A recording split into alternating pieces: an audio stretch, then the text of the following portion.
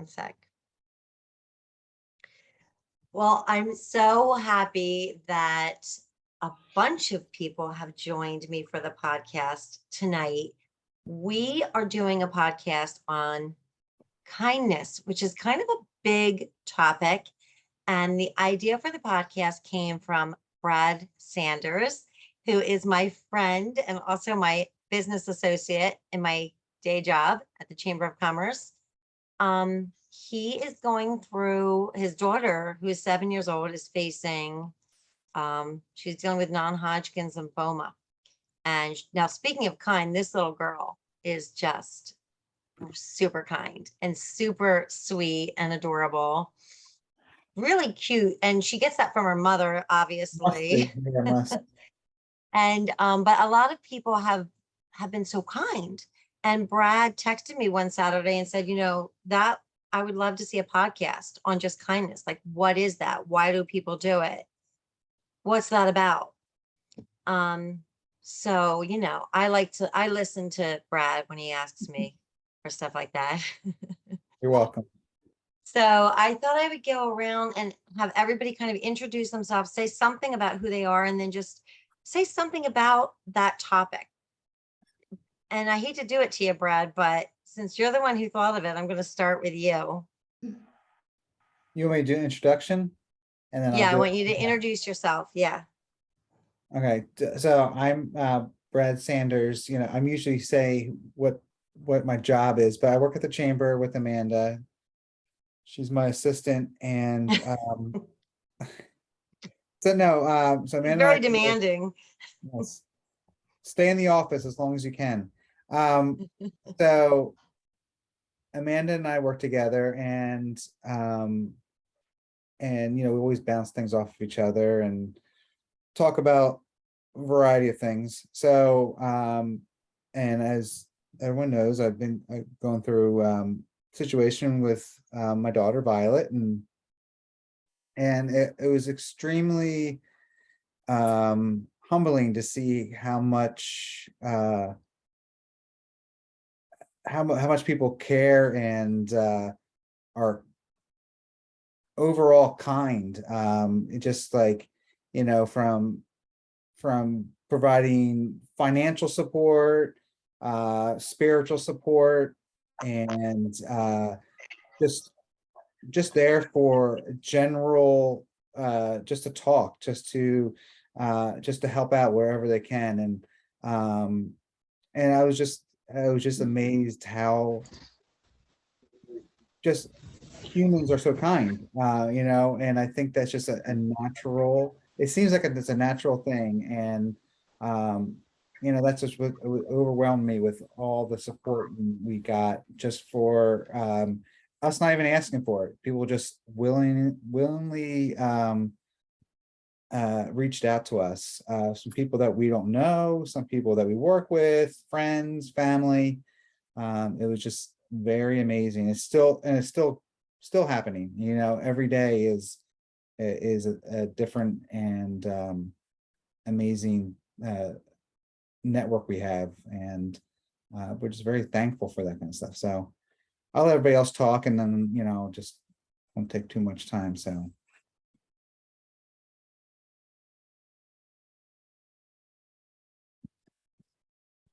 Amanda, you're muted. You're muted. Oops. Rookie mistake. Yeah, I know. This is my first one. So I'm going to go on to Marion Callahan. Marion, can you introduce yourself and say something about this topic? Certainly. So my name is Marion Callahan, and I am a professor at Del Val, but I've also been a long time journalist and photographer in the area. And I feel like I've been really fortunate to have written about so many different stories that at the heart of it is really kindness.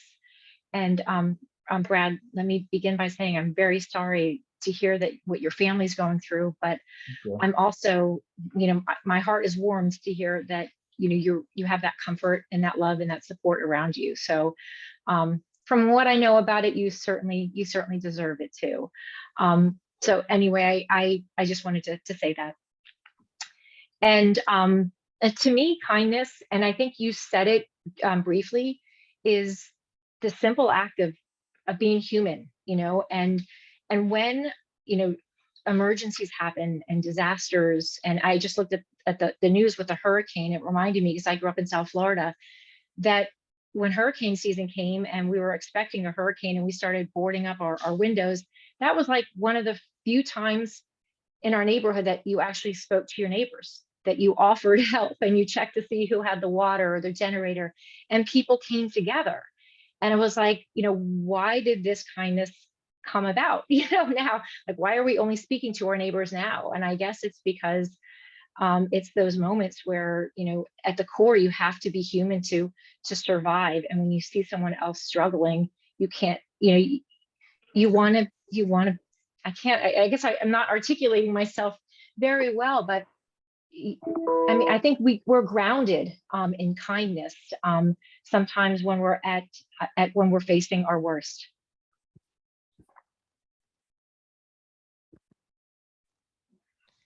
I'm just totally unmuting myself forever. Thank you very much, Marian. I'm gonna turn it over to somebody else, but I'm also gonna tell you something about kindness, that because I'm the curmudgeon of the group, I feel like I'm the curmudgeon. And I also want to point out that kindness is kind of one of those weird things where sometimes when people say, oh, this is a random act of kindness, I'm not always like thinking it's kind. So I feel like sometimes other things can masquerade as kindness, or sometimes kindness can look like a boundary. I'm not always excited when somebody says that they're going to, pay for the person behind them when they're in the Starbucks line. So, I don't know. Kindness is a really interesting thing. Let me move on to Bob Henschel. Bob, who are you and what do you have to say about kindness? Hi, well, hello, everybody. I'm Bob Henschel. I'm an accountant for a local construction company in Fort Lauderdale, Florida. Ian left a flesh wound, at least in my neck of the woods. Unfortunately, I have friends on the west coast of Florida who did not fare so well. And what to say about kindness? Well, Amanda may think she's the curmudgeon, but I'm the one who's crabby, cranky, and cantankerous. But I certainly have been the recipient of acts of kindness.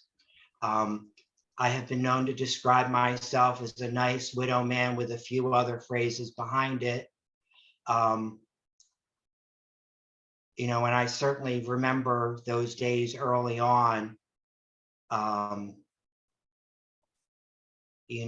The woman who drove me to the hospital the night my husband died, because I was in no shape to be driving I-95, the wreck I was.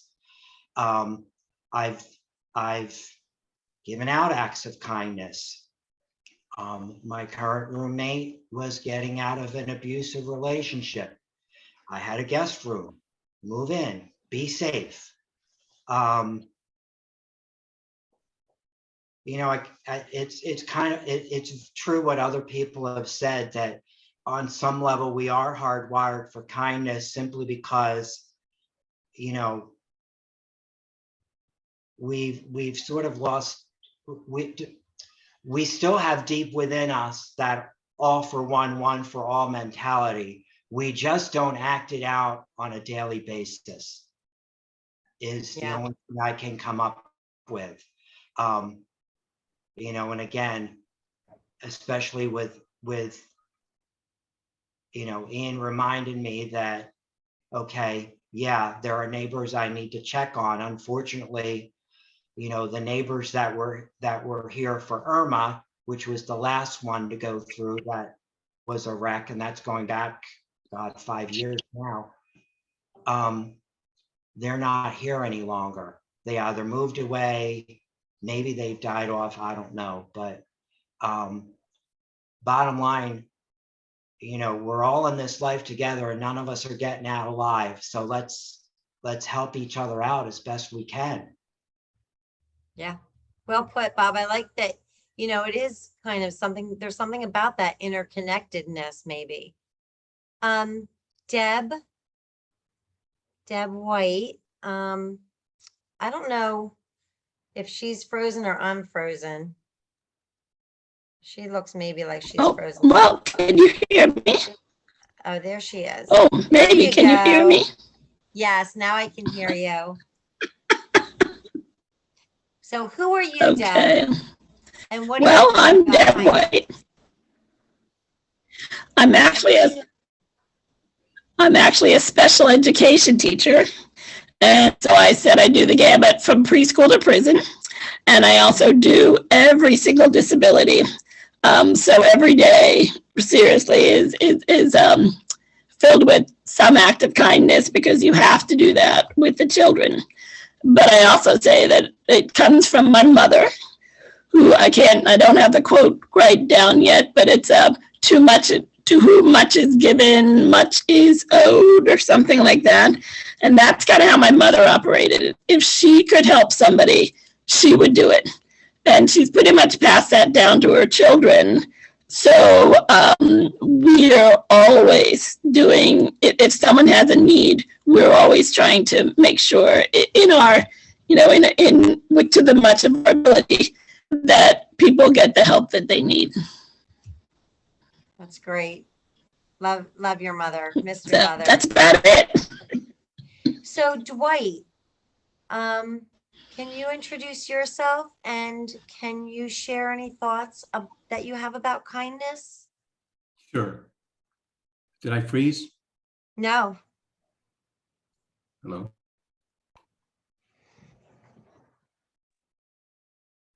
You might have frozen because it's like we're doing this in Zoom, so I can't tell who's frozen and who's not frozen. But I think you're good, Dwight. Okay. I work for a large telecommunications firm. I'm part of the management team there. And the way I look at kindness, it's very complex emotion, in my opinion. It's also very heavily tied to empathy.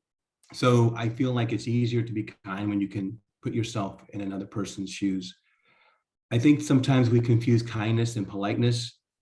What is actually viewed sometimes as kindness is actually simply politeness. To me, kindness is action. It's not just words. It's a feeling that spurs people to take action often, and it's very powerful for moving humans to collectively help one another. So I feel, but I think all of us have different levels of how much kindness and how deep that well is, depending on how much we empathize with the situation. So, Brad's story about his child, that's deeply, many people can feel very deeply empathetic with that, because when you put yourself in those shoes, you just imagine that it's very tough. And that's a universal one. But there are also other situations that are not so universal, and it's hard to find kindness, even when kindness is needed. So I think it's very complex, and I'll just leave it with that. It's a tough one. Thank you so much. And I'm going to jump to my yoga guru, Ogden Kruger. Okay. Thank you. Thank you for inviting me, by the way, Amanda. Of course. Thank you Um, for being here. And I'm gonna try and make it small because I can talk, everybody. And I am a yoga teacher and I do shaman work, and basically I would just say I'm a healer. That's my goal in life. And I think everybody needs a lot of healing right now. The planet needs healing. And Dwight, I'm not sure, I was feeling something when you were talking. And I'm not sure I 100% agree, but I'd have to think about it to figure it out to really respond. Because I feel like kindness sometimes is being in a state of grace. How we are with people. We have no idea what's happened to them, where they've come from, you know, what their lineage is, if they've just lost their house. And sometimes, hi, are you okay, is the kindest thing that anybody could accept. So sometimes I think words are enough. I also really strongly feel that kindness is a two-way street. Any time in my life that I feel like I've really gone out of my way to be kind, I think the reward to me might be bigger than what I've given to that person. And just as an example, 2 people in my life, I spent the last 5 days of their lives with them. And I mean, I was doing everything. I was massaging them and I was talking to them and counseling them and doing things with their family. And I was there to the moment of death that they called my name out and said things to me when they hadn't talked in days. And I left, like, I can't even explain the feeling I had. I was doing for them, but I left with this like beauty in my own heart, like this feeling that I don't even know if I can describe. And I just want to say, Brad, you know, I know people are really helping you. I just feel like you're accepting it as a gift back to those people. And I feel like since we went through this such a deep separation with the pandemic, and we weren't able to communicate and be with other people, we have to relearn all these skills of how to communicate and to communicate with kindness and caring and love and compassion. And so there's so many words. I think we could take every letter in kindness and, you know, put it at the beginning of a million different things. So I'm going to stop because I could go on for another like 20 minutes. But I just, you know, think that being compassionate and being graceful are part of the beginning gift of kindness that we can give human beings, because we have no idea what they're dealing with. And they have no idea what we're dealing with. So if we can kind of come from that perspective, we're going to be helping a lot of people. And thank you for listening to my too much talking. That wasn't too much talking. That was really thought-provoking. So thank you. I mean, it is interesting. I'll come back to something, Dwight, that you said in the podcast that we did that I've added into my vocabulary, and it's not usually looked upon as kindness, but it stuck with me. You and Nate and I were talking about race. We were talking about racism. We were talking about systemic racism. And then there's just kind of this almost air that we breathe. And at the end, you said, you know, we have to extend mercy, some mercy to people, you know, as we evolve. And I have to say, Dwight, that also really stayed with me, because I think that that's in and of itself, just that mercy, that grace that you're offering other people is an act of kindness as well. That stuck with me. So speaking of kindness, I will say that there is one among us who has started an actual like kindness. Is it like a Facebook group? Tom, what are you doing with kindness? It is actually. It's like I'm one of the I guess one of the early members of it. It's called it's now called Bucks County Kind. There's a few people involved. In fact, you've interviewed them. You've interviewed Edie Weinstein, who's big on it. Here's a little card here. But it's basically like it's the Facebook group is called Bucks County Kind, and it was started with one woman, Joanne Petrum, I think her name is, who just put out on one of the local Facebook groups about starting a site about just random acts of kindness. You know, I think based on, you know, kind of like what's a lot going on in the world and a lot that's happening in society right now. There's a lot of, I would say, like, you know, unkindness. So this is sort of like I guess kind of like an antidote to that. And it's like it kind of like spreads. So like the idea is like people can they can leave posts of like acts of kindness that they've received or acts that they've given. And then another thing they did is I didn't do much with this, but they had created these little cards. So if you go around the Doylestown and a lot of the shops and some of the restaurants, they went around and said, "Hey, would you put can we place these?" And a lot of shops did. So like you can pick up a little kindness card, and it says, "Please accept this thoughtful gesture from your neighbor and pay it forward with a random act of kindness for someone else. Kindness is contagious." And that's what the card says. And that's sort of how the site, became involved.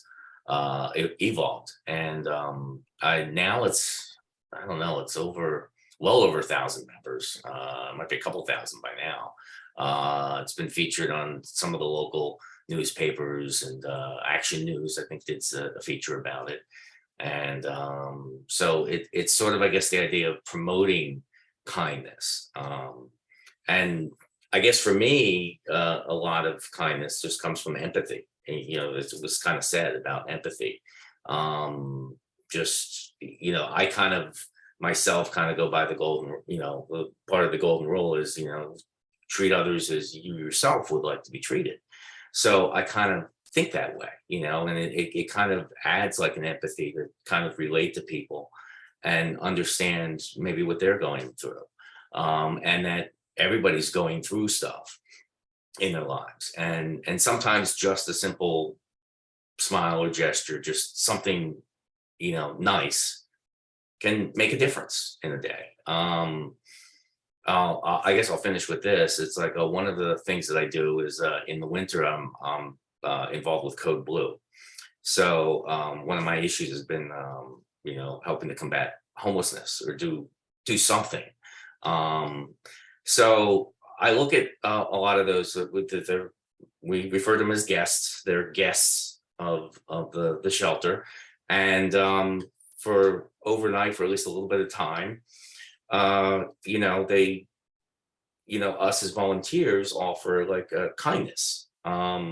We don't judge, and just little simple acts of that could go a long way to that person's outlook for the next day or more. They're so used to, in particular, being, shunned away, and people not being kind and just kind of ignoring them. But there's something powerful about just the fact that, like, for at least a little bit of time, hey, there's another human that kind of cared about me. Yeah. Okay, so I shamed somebody into coming on here. And because I shamed him, I'm gonna let him like jump the line. I texted my friend Nate, and I told him that we were gonna not be friends with him anymore if he didn't come on the podcast right now, which is probably not considered kind, I'm guessing. I got home late and I was making dinner for my wife. How's that? So Okay, well, that's kind. See, That's kind. you just showed who was the kind one in our friendship, Nate. she So begged Nate, can you share, like, first of all, Nate is a very long time friend of mine. He and his wife Haley, some of you know. Nate, can you tell who you are and what you do, and any thoughts that you have about kindness? Sure. I am a hotelier, so I work in hotels, so I have to be kind, even though there's days where you don't want to be kind when you deal with the public. But I think I look at it as, as I tell my team, my managers, I said, we are responsible for greatness every day. And if you give a lot, expect a lot. And there's nothing more than caring about people. So hospitality is a God-given talent. Either you have it or you don't. I mean, I can teach anybody how to check in, make a bed, cook your dinner, but I cannot teach you how to care. So that's the one thing that I look for in whoever I hire, but also in my personal life. I look for people that are like-minded, that have goodness in them. And it's pretty easy to spot goodness in people. I mean, I've just became friends with Dwight, I guess, through another mutual friend, and then brought that to Nancy. So it's just, if you are into Amanda, but if you are, it's just energy. It's engaging, and you feel it. You can walk in the store and you can smile at someone, and that person will smile back with the same amount of energy that you're giving out. And those are those moments that are just, awesome when you get it. Yeah. But everyone's afraid to do it now. So that's the sad part. Everyone's Yeah. afraid. Well, you can see that I'm like torturing my friends from childhood. I just keep making them wait. Chuck Pressler has a job that, I mean, your job is kind, Chuck. So can you say who you are and what you do, and then any thoughts that you have about kindness? Well, I'm Chuck Pressler. I'm the Chief and Executive Director of Centerbucks EMS. So I would guess you would say, some would, that my entire career has had to revolve around kindness, as well as my coworkers, my colleagues, my employees. I think to be in my field, it has to be a natural instinct as a human to even step in and decide that you want to help people.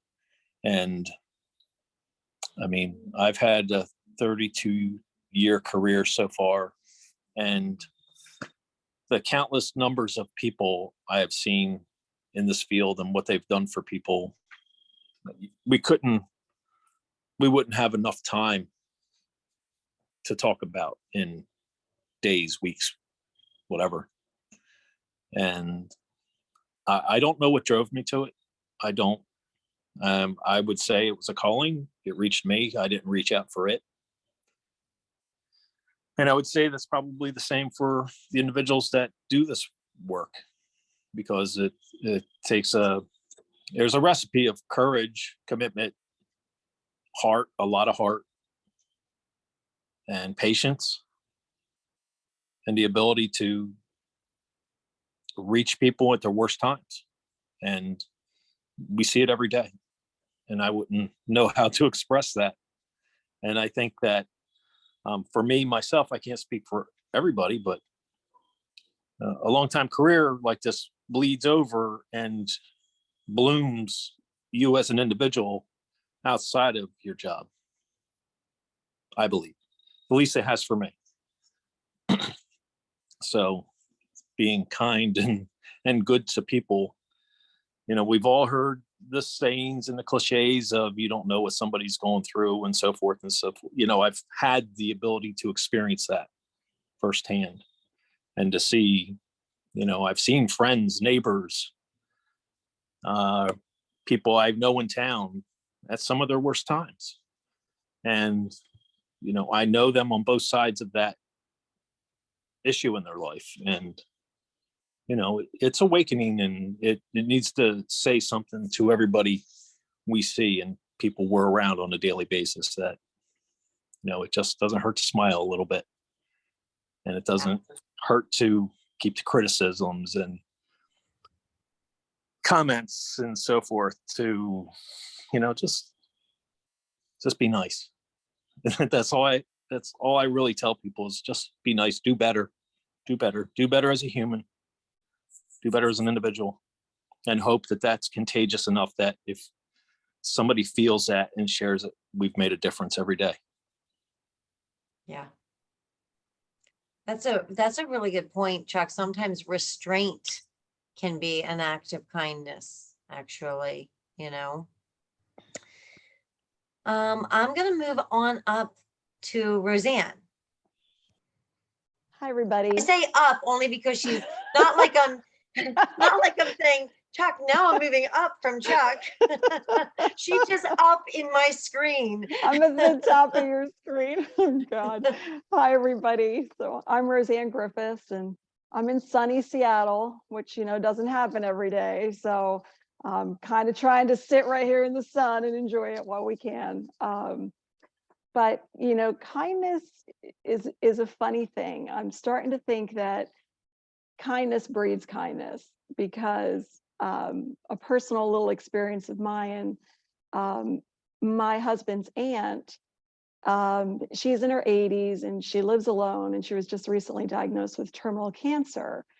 And we are her only relatives nearby. So my husband and I decided to really meet all of her needs, just give her whatever we can till the end of her life, and just try to make it as pleasant as we possibly can for her. And, she's not always the easiest individual to be with, but the kinder we've been to her, the kinder she's been to us. And I will say that a lot of people said to me, oh, that must be so hard taking care of your aunt. But it wasn't. It felt good and right and rewarding to me. The challenge became when my husband had a little issue, well, a very large issue actually, with his teeth, and he needs these 2 major surgeries in his mouth. And crazy enough, of course, insurance doesn't cover it. And it's like tens of thousands of dollars to fix his bone issue. And, I was telling my aunt a little bit about it because he's having trouble eating. And my aunt stood up, walked over to her desk, and wrote a check for the dentist, for Jeff, to get all these 2 surgeries done. And that's why I'm starting to really feel like kindness breeds kindness. We've given a lot to her, and then she turns around and gives us this enormous gift. And I will say it was harder to accept her gift than it was to give it. And it was really humbling to say thank you and receive it. It was easier to give than it was to receive. But that's my most recent story with kindness. I think we all try to be kind to one another innately. We look for places where people need us so that we can meet that need. And that's where kindness breeds. But that's my little story of the week, something really kind that happened to me this week. Yeah, that's a great story. Well, so the pressure's on, Linda. So this is my friend Linda. I'm unmuted now. Okay. I'm Linda, and I'm going to take this from a totally different aspect, guys, where I'm going to tell you where I failed in kindness. And it was interesting, Amanda, because when you initially mentioned this podcast to me, I thought, well, really, what can we say? You're either kind or you're not kind. What more is there? And then as I started to really think about it, I'm like, oh, no, you have definitely failed. And quickly, I will tell you that I take a walk every morning, and I walk down Sumneytown Pike, which is a major road here where I live. There is a building, an office building on the corner, and there are benches out there for people to sit on, I'm sure either for their breaks or for their lunch. And one morning as I'm walking, I see a young girl. I assumed at that point in some way that she must have been like middle schools, where I kind of put her, somewhere between like 13 to 15. But she's on her phone and she's crying. And I'm, there's that few seconds, the 3 or 4 steps before you get to somebody, the 3 or 4 steps as you physically pass them, and then the 3 or 4 steps as you've gone by. And the whole time my brain is racing, saying, what do I do? Do I stop? Do I ask her if she's okay? Do I ask her if she needs help? And then as soon as I start thinking that, my brain unfortunately starts saying, well, what if you scare her? She has a phone. It's not like she can't get to somebody. She's obviously talking to somebody, even though she's crying. What if you frighten her? What if, she doesn't understand what you're doing or what you're saying? And so by the time I let my brain go through all that, I was well past her. And sad to say, I never stopped. I never asked this poor girl, can I help you? Are you okay? And when I got home, like 10 minutes later, I just thought to myself, that was one of your worst moments ever. That was just terrible. You need to move out of yourself, out of your head, out of your brain, and just be kind. And one of the things I thought about besides that story and how I pass that bench every morning now, and there's rarely a day that I go by that bench that I don't say, man, I wish I had done better that day. But what I am realizing about myself, so I thank you, Amanda, kind of for doing this, because I don't know that I would have really sat down to think about kindness and is it easy, is it hard? I find that if someone asks me to do something, I am all in. I will help anybody. Like I've been in the store and you guys won't know from this, but I'm tall. So I've had, elderly say, can you get this from the top shelf for me? Can you do that? And I am, love it. I just love it. So I'm great when someone asks me for help. I'm kind then, but I am very not good, good English, at helping someone without them asking me first. I need to do much better at seeing someone, seeing that they might need help, understanding that they might not feel comfortable asking me, but yet getting out of my own way and out of my own head and saying, just offer it. If they don't want it, they'll let you know, and that's okay. But better to offer it and stop talking myself out of the whole what if situation, or how are they going to react, or what would happen. So that's my thoughts, and I thank you again for having this, because it really did make me think about that morning again and think about how can I do better with kindness. And that's what I've come up with, is I just need to be more proactive about it and not expect everyone to ask me first for whatever help they need, but to try to do better about asking them if they need some help. Okay, well, before I move on to Joanna Hodorowska, I just want to say that I have known Linda since I was 3. Now that I'm 23, no, I've known Linda since I was 3, and nobody in my entire life is harder on themselves, as you can all see, than my friend Linda. I will just point that out. And I will also say, I just have to say, Lynn, like, you are the first person with a casserole if somebody needs it, and they don't always ask you. You just show up and you do it. When one of my kids was in intensive care for 6 months, and Linda and along with my friends and family, Linda was such a presence in that hospital room, and just, I can't even tell you what she did during that long period. And every single time I have a crisis, I don't ask her for help, but she's there. And believe me, I'm a high maintenance friend. I have a lot of crises. My goal is to provide you with lots of opportunities to extend kindness. So I just had to point that out. And by the way, I know that girl, and she was on the phone saying, I just can't stop serial killing people. I just can't stop it. Yeah, that so makes you did me the feel right better. thing. Thank you.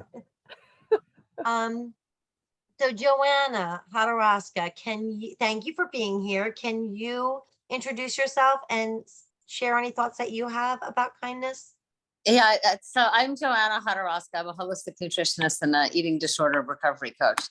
So, my whole thing is I have to have that compassion for others, so that they create that safe space so that they can heal from whatever it is and be happy in their body and their life. Make peace with their past, make peace with their food, make peace with their body, everything, so that they're just happy in their own skin. And when you first sent this thing out about the kindness thing, it was just like, well, I don't think that kindness is just for others. And I think that everybody always thinks that kindness is for others. But what I'm saying is, who really extends that kindness to themselves? We're easily swayed to do these nice things for others, but how are we kind when we talk to ourselves?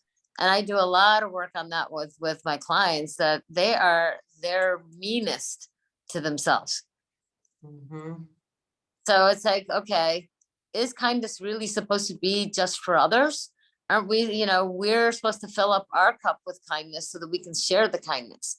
But when you said earlier, I think I jumped on when you had made the thing of, I don't know about the kindness, but it seems kind of fake and one-sided.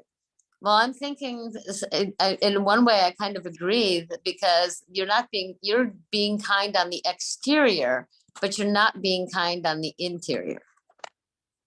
So Yeah. it can't be a flaky thing in terms of, well, I'm doing this act of kindness to show you that I'm really kind, but it's not really coming from a genuine kindness. It's not authentic. Yeah.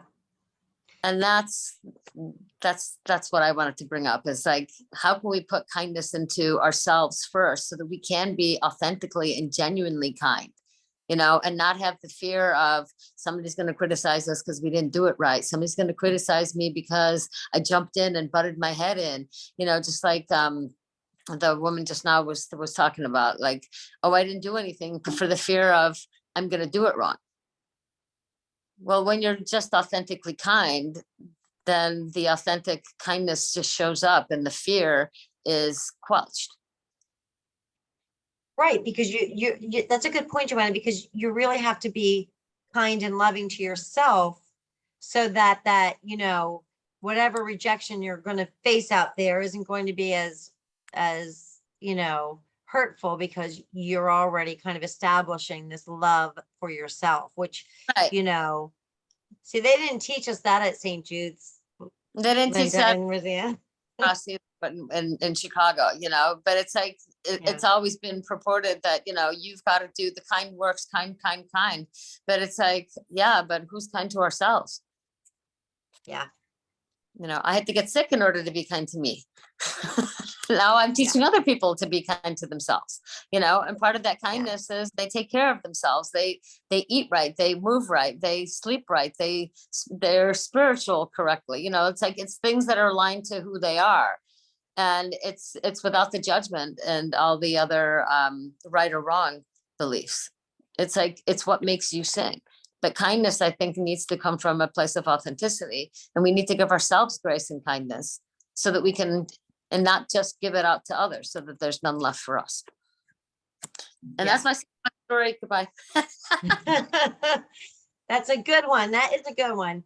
Yeah, because, even Brad, when Brad sent this to me, the idea to do a podcast on kindness, I related to it in the sense that I can remember, Brad, when my daughter was in, that dire situation, and people who didn't even know her were doing things, or were saying, oh, we have a prayer group for her. And I remember thinking, I wonder why. It was really, I didn't understand why people were stepping out of themselves in that way. So I know, Brad, that it can be like a wonderful feeling. It is definitely an onslaught, and it is definitely a humbling, and it can be confusing in a weird way when you're just not used to being the recipient of that much kind of love and caring and support. So I had actually, when I was responding to you in that first email about this, my last part was, oh, and do we really need to experience a tragedy in order to be a recipient of kindness? And it's like, it's almost, people look for that kindness only when you're having a bad day. Well, can we just share kindness just because it's the thing to do? Like, can't that be the norm? Why does it have to be some tragedy? Yeah. Bob, were you going to say something? Yeah. First off, I so 100% agree with Joanna, but I want to introduce a wrinkle. I had a longtime friend say to me years ago, suffering breeds compassion. And, I think if we have gone through something, there's a natural empathy that develops. And I will own that I am not always the kindest to myself. I could write volumes on how I'm not kind to myself. I've come to think of it, I think I have somewhere. That has not stopped me from recognizing the suffering somebody else might be going through, whether it be a fellow widow, and I certainly have experience with fellow widow person, and I certainly have experience with that. Somebody who I can see the pain because they're in some sort of abusive situation, and okay, I'm not the kindest to myself, but I can do my best to provide a safe space so that, you know, maybe we can help each other heal. You know, I think that there's a component of, you know, if we've gone through something, it makes us more receptive to give to somebody else, or, you know, that old line, my people are so fond of saying, come sit next to me. Sometimes that's the kindness I can extend. I've been in your shoes, come sit next to me. I may or may not be able to say anything, but you know, I'm here and I can hold your hand. Yep. So Ogden, can you share that verbally? Ogden shared something in the chat, but since it's a podcast, I want her to verbalize it so those listening can hear it too. What were you saying? Well, I mean, I heard what you said, Bob, and, you know, basically, once we're born, we've already begun our suffering. Everybody on the planet has gone through something in their lives personally, or with their family, or with their relatives, or through their birth process, or whatever. So we are all in a state of suffering, and there's not one person that didn't suffer through that pandemic, no matter what type of suffering, whether it was fear or fear of illness or loss of family members, or like being afraid to eat because you didn't know how to wash your groceries. I mean, there was just crazy stuff, and we all suffered. And I just think if we wake up in the morning and we think, I'm going to start my day with a smile, no matter who I see, I'm going to give a kind word. If I can't give a kind word, I'm going to give a kind look. And just remember, every being out there has gone through something at some level. And somebody said it before, Nate, I think it was you know, sometimes it's just a smile. And sometimes if you've had a rough day and you don't know a person and you're in a grocery store and they smile to you, your entire demeanor can change. Your the way you feel in your body and the way you sense, your whole day can change. And I think that my goal would be for all of us not to worry, Linda, about how we do the kind. Don't worry about how you do it. Just go out and come from your heart. You could come from your heart and not do anything, and you've already helped somebody. You know, if you come from a place of compassion and love, you barely have to do anything but look at somebody. And I've started this practice recently when I've felt hurt by somebody, because I am human, and even being a yogi and studying all this stuff and doing all kinds of interesting work in my life where I try and keep getting better at being who I am. I try and go into my heart. And when I do that, when I've been hurt by somebody, and instead of like being angry and wanting an apology, I just go in and like try and send that person love, because I don't think they hurt me because I'm bad. I think they hurt me because they had a bad day. And it'll be like amazing. Like I'll get a phone call the next day. How are you doing? Or even if they don't apologize, it's like they're in a good mood and they want to see me and they want to do something or whatever. I just feel like if we can every morning get up and try and come from that spot, because we know everybody has maybe had a kid like you have, Amanda, and like you have, Brad, and I had a daughter that spent months and months and months in hospitals and wasn't really released till she was 18. You know, we all have stuff. We've Yeah. all had parents that maybe have gone before their time, lost siblings, people have committed suicide. I mean, we just don't know. We've all been hurt, and we all need to walk in the world recognizing that. And when people come at us with meanness, and it's from their fear and their anxiety and their suffering. And our gift is to not take it on and turn back and smile at them. That's the biggest words of wisdom I can give. That's what the Buddha would say. I mean, I am not the Buddha because I have to practice it every day. But that is, you know, what he would say, to try and recognize that when people do something mean to us, it's a reflection of how they feel about themselves. It doesn't have anything to do with us. So if we can recognize that, then we don't have to react, and we can be a lot kinder and more gracious. Yeah. Well said. Well, the challenge with having this many people on a podcast is that it kind of is over when you just said one thing. Does anybody who wants to say some final thoughts, just unmute and share, you know, anything you want to share?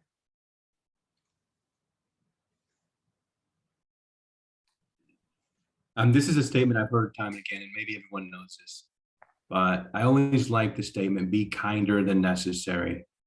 I think it's a good rule to live by in life. And it's about being aware that you make an impact on people when you do that. So that would be mine. Yeah. Beautiful. So I'm a longstanding member of several anonymous support groups, and they have daily readers. This is the last line of the October 25th in this particular daily reader. Kindness is the mightiest force in the world. Beautiful. I absolutely agree with that. I mean, I think, I guess in my life, in dealing with personal tragedies and writing about other tragedies as well, it's like the most uniting force. And I have to say, I'm a people person. I'm outgoing, and I have a lot of friends who aren't. And if we're out and about and I do something, they're like, oh, that's just Marion, or that's just what she's doing. But often I see acts of kindness from them in more subtle ways. And so I feel like they're the ones who would go into a house and clean it if someone was sick. I might be too distracted. I am that person that stops everywhere to see if I could help someone. So I feel like we all have our light, and we can shine it in different ways. And yes, we have to stop and absorb it from others sometimes, because that's giving too. But I think all of you referenced that kindness can sometimes and often be just not reacting to those moments, those bad moments that other people are having. And you know, and even if you're in the wrong line and you're waiting for an hour, and you get up to the front counter and they say, oh, you're in the, you know, maybe you're at the DMV, and they say, you know, grab a number. And I mean, it's just how you react, because we're not perfect. We all have flaws. And our negative energy can sometimes just, you know, bounce around the room. But you're right. It's like, take that deep breath and see the human, you know, behind the frustration, right? Yeah. Well, I got to tell you, it was really kind of all of you to come on this podcast.